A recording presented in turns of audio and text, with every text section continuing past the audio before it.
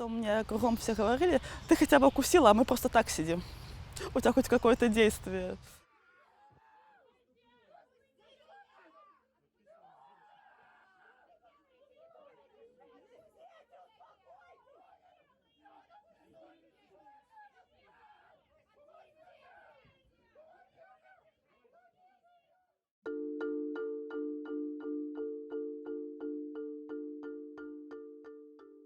Брата там не было изначально.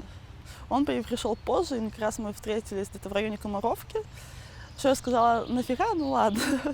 У меня было стрёмно. Вот такое чувство, что меня задержат, меня задержали, поэтому я говорю: тебе нужно куда-то уходить. Он почему-то пошел к троллейбусу. Я поняла, очередная моя мысль, походу, мы оттуда не выйдем. Но я в шоковой ситуации, я не помню ничего. Поэтому меня когда спрашивают, что было, я говорю: откуда я знаю, что было?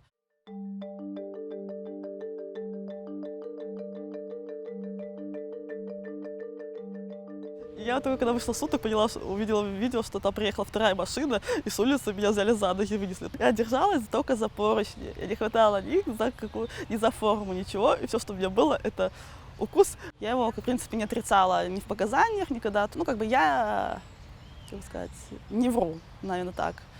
Ну, как бы, что есть, то есть. Ну, все остальное, что мне приписывали, это было очень интересно.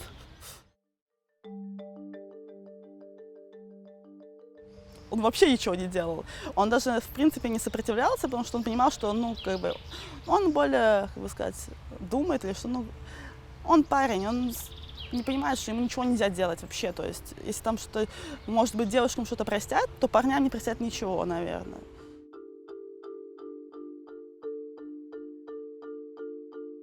Да, в СИЗО, в принципе, мы все дружили. Даже если мы ругались, мы все равно дружили, мирились. Ну, вот, как семья. На Володарку, куда приехала уже после Зорина, конечно, уже полегче. Мне уже казалось, что на Гомеле тоже будет полегче, но 90 человек в отряде — это перебор.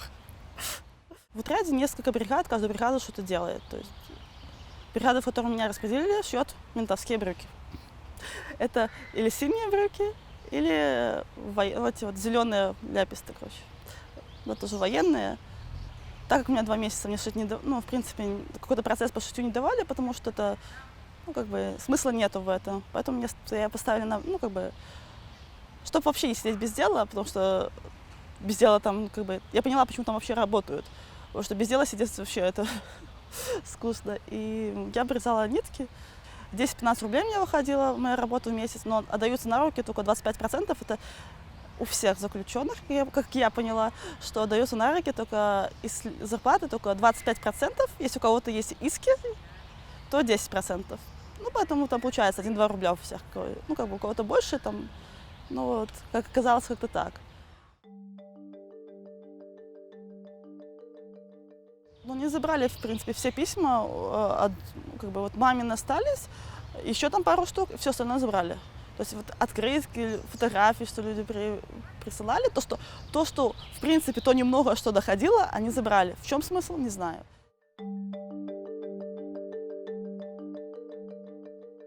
Я представляла, как я выйду и обниму свою собаку. Понимаете, насколько печально было выйти? Я села в машину, спросила про собаку, и все на этом закончилось. Ощущение свободы и все, потому что собаки нет, брата нет. Я иду в домой, там, где, в принципе, встречать, в принципе, некому. То есть, я думаю, все знают, как встречается собака, когда приходим домой, и когда ты приходишь, ее там нет. Мама у меня встретилась с блинчиками, с котлеткой. Я всем в голову одурила котлеты. Я говорю: не хочу у вас ничего есть, не колбасы ваши. Я колбасу, в принципе, не ем. Знаете, сколько я продегустировала колбас за это время? Я ем котлеты.